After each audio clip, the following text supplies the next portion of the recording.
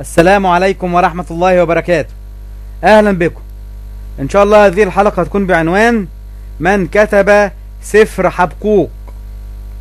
في المدخل إلى سفر حبقوق للآباء اليسوعيين صفحة 1980 يقول النص: إن البحوث التي أجريت لمعرفة شخصية حبقوق نفسه لم تأتي بأية نتيجة ذات قيمة.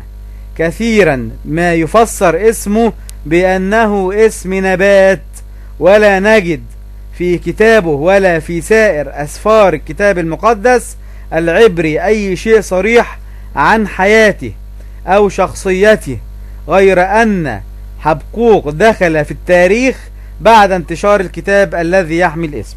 انتهى كلام المدخل إلى سفر حبقوق للآباء اليسوعيين. يبقى الكلام ده نستخلص منه الآتي: أولا، لا أحد يعرف من هو حبقوق، يعني الكاتب مجهول. 2، كل اللي يعرفه علماء المسيحية عن حبقوق إن اسمه اسم نبات. 3، حبقوق دخل التاريخ بعد انتشار كتابه الذي يحمل اسمه، يعني قصدهم إن الكتاب انتشر بالصدفة. يبقى أسفار الكتاب المقدس بتنتشر بالصدفة وتوضع في الكتاب المقدس بالصدفة ويتعبد بها النصارى بالصدفة. حياكم الله، نستودعكم الله، والسلام عليكم ورحمة الله وبركاته.